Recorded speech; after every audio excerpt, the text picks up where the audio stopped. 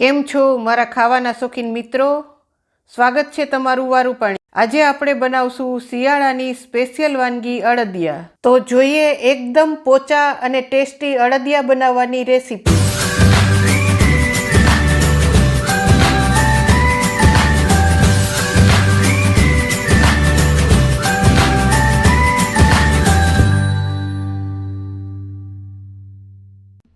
એક કડાઈમાં આપણે 4 ચમચી ઘી લેશું.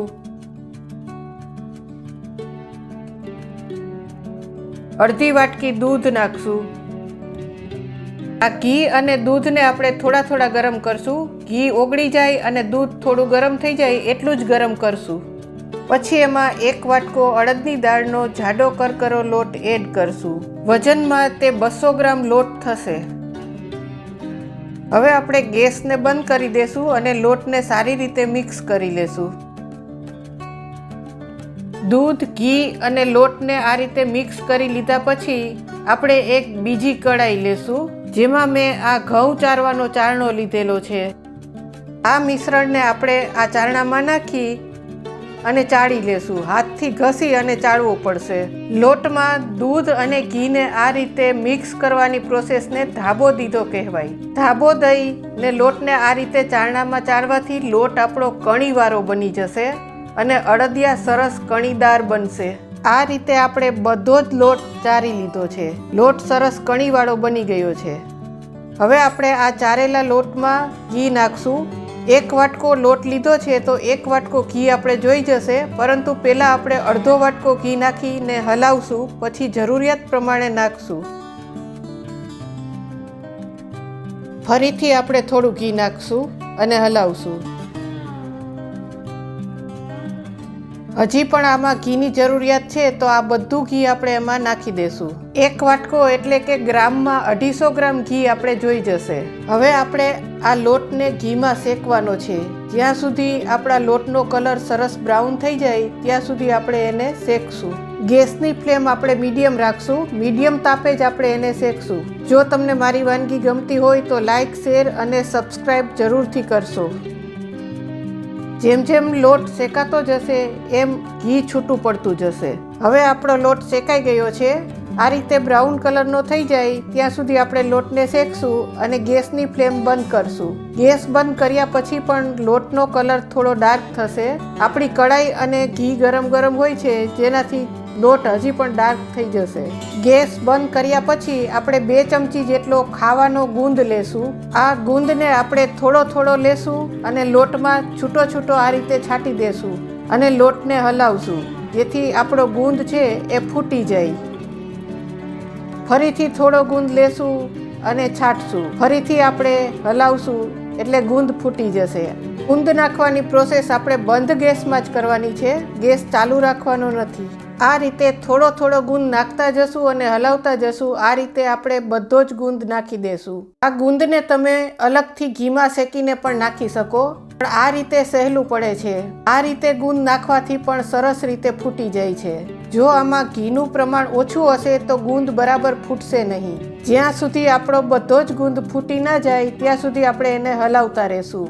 જેમ ગુંદ ફૂટતો જશે એમ આ રીતે ઉપર આવતો જશે. બધો જ ગુંદ ફૂટીને આ રીતે લોટમાં ઉપર આવી ગયો છે. આ રીતે બધો જ ગુંદ ફૂટી જાય પછી આપણે એમાં 2 ચમચી જેટલો સૂંઠ પાવડર નાખશું. સૂંઠ પાવડરથી અડદિયામાં ખૂબ જ સરસ ટેસ્ટ આવે છે. અને 2 ચમચી જેટલા કાજુ બદામના ટુકડા નાખશું. આ બધી વસ્તુને સારી રીતે મિક્સ કરી લેશું. પછી એને સાઈડ પર રાખી અને ચાસણી બનાવશું. એક તપેલામાં આપણે પોણો વાટકો ખાંડ લેશું. જે વાટકાથી આપણે લોટ અને ઘીનું માપ લીધેલું હતું એ જ વાટકો પોણો ભરીને લેવાનો છે. જો તમારા ઘરમાં સ્વીટ વધારે ખવાતું હોય તો તમે આખો વાટકો પણ નાખી શકો છો. એમાં ખાંડ ડૂબે એટલું પાણી નાખશું અને હલાવશું. એની ચાસણી બનાવશું.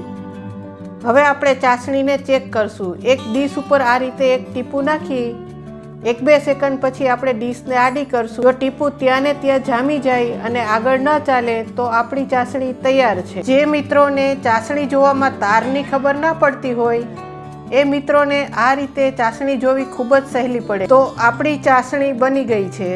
આપણે જે લોટ શેકેલો હતો એમાં આ ચાસણીને એડ કરશું. અને બરાબર મિક્સ કરશું।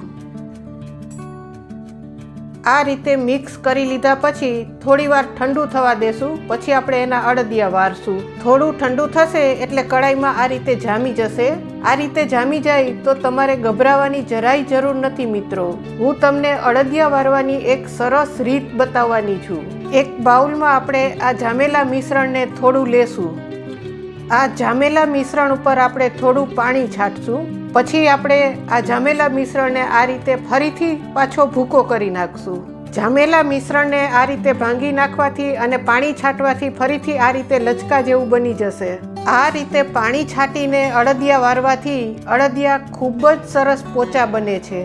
હવે આ થોડું મિશ્રણ હાથમાં લઈ અને આ રીતે ગોળ ગોળ ફેરવશું એટલે આપણો અડદિયો બની જશે।